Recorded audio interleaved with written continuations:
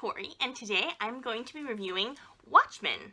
So this is a graphic novel. It was published in 1987, and it is the first actual comic book I think I've ever read. I've read a few different graphic novels that were kind of nonfiction and one fiction graphic novel, but this is the first thing I've read that's an actual comic book story with superheroes and things like that. It was written by Alan Moore, illustrated and lettered by Dave Gibbons, and the colorist was John Higgins. So this is sort of an alternate history story. It is set in a world where when comic books were starting to come out in the 1940s, people read about them and started actually becoming masked vigilante heroes. And most of these characters don't have actual superpowers. They're all very well trained and in excellent shape. Some of them have special mental abilities, and there is one character who had some kind of an accident with radiation, and he actually has powers, but everyone else is just a normal person who decided they wanted to be a hero. So in this story, there was a heyday of heroes in the 1940s, and then kind of a resurgence in the 60s. In this timeline, when the Cold War was happening, there were superheroes, and there was the one superhero who had had the accident and had very special powers from accidentally being in a nuclear reactor or something like that. And so that is how the Cold War was kind of winding down, and how a winner was chosen. It was because America had the one actual magical powered superhero. And so that was how that happened. And superheroes have been around for long enough that it's definitely easy to see where the flaws in the system are. And the government has actually outlawed masked vigilante heroes, and except for the specific few that it endorses and that it keeps very tight control over.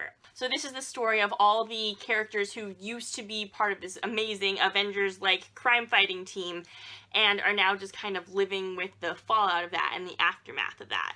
It's mostly set in New York City, and it shows the very gritty parts of that, the not so nice, lower income, just parts that people don't like to think about so much. And this is kind of the story of all the ways that being a superhero can go wrong, and of how bad things can come from these good intentions. So I had a lot of fun reading this. It was very dark and gritty and violent and all that stuff. It is broken down into chapters, and then at the end of each chapter there's a long section of writing. So there will be excerpts from books or newspapers or articles or all these different things that exist within the universe of the story. And this felt so cinematic to me. The way that everything is drawn and framed, it feels like watching a movie. You can feel the camera pulling out. It uses the technique where you'll have characters having a conversation and they'll say something, and then that will line up with something that's being said in the next scene that it cuts to. So reading this feels very much like watching a movie, and I loved that about it. This was written in the 80s, so this was a time when people were still thinking about the Cold War and still very concerned about it. And it was winding down a little bit, you know, it wasn't quite the height of it anymore, but people were still concerned. So you definitely have that feeling of humans have gotten to the point where we are capable of destroying ourselves. And that was definitely a major theme going through this. And it was interesting, I loved it. All the characters in this story were very flawed. A lot of the superheroes were just horrible human beings who were just terrible, terrible people, and then some of them were trying to be good people, but were also very flawed. So it's really fun to read about superheroes that are just like normal people and are deeply flawed, and how that affects their attempts to make the world a better place. So I love this. The way this was done is it jumped kind of from scene to scene, and there would be like there was one character who was in this comic book who was reading a comic book, and you get to see that story unfold too. And it keeps being, it's like this pirate story that's mixed in with all the stuff that's happening in New York. And you see him reading the pirate story as the storyline is going on in this. And I liked how that worked into everything. And it was so interesting to just see this world and see the characters and just kind of be in it, that there is a mystery going on. You're trying to figure out something that's happening. There's a criminal. We need to figure out what they're up to and how to stop them. But that didn't feel like the main focus to me. That just felt kind of like a way to get the story going.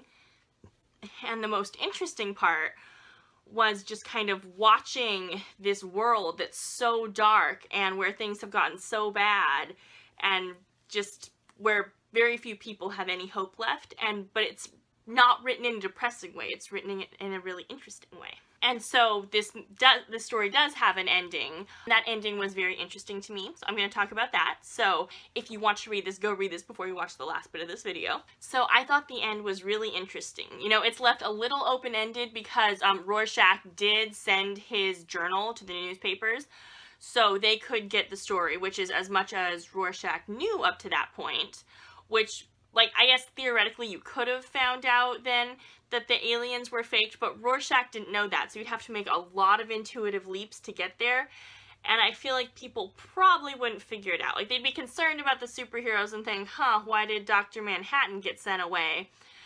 But they probably wouldn't figure it out. So I felt like it was a little open-ended, but Veidt's plan probably would have worked, and it seems unlikely that the public would have figured it out. And so the way that all played out was very interesting to me, because it was the kind of ending where the whole thing wrapped up and you figured out, okay, he just killed a bunch of people to fake this attack for what he thinks is right, and you can just feel in your gut that that's not okay. But then all the characters pretty much get happy endings, except for a few, you know, Rorschach is killed because he might divulge the secret and stuff, but for the most part, you know, humanity gets a happy ending, and the main characters we've been following get happy endings. So it really felt the same to me as when I watched the movie Timer with Emma Caulfield, and that movie ends the same way, where you're like, okay, this is not okay, I'm not okay with this, but all the characters get happy endings, so I guess it just sort of, I guess I'll learn to be okay with it. And it's really interesting to me to see that kind of story where it's like, okay, do the ends justify the means, and everyone's gonna kind of get a happy ending, but this world still feels not all right, and some very bad things have happened. And so I thought that was very interesting. So yes, I liked this book a lot. I loved how dark the tone was. It was a very fun world to see, and I would definitely recommend it.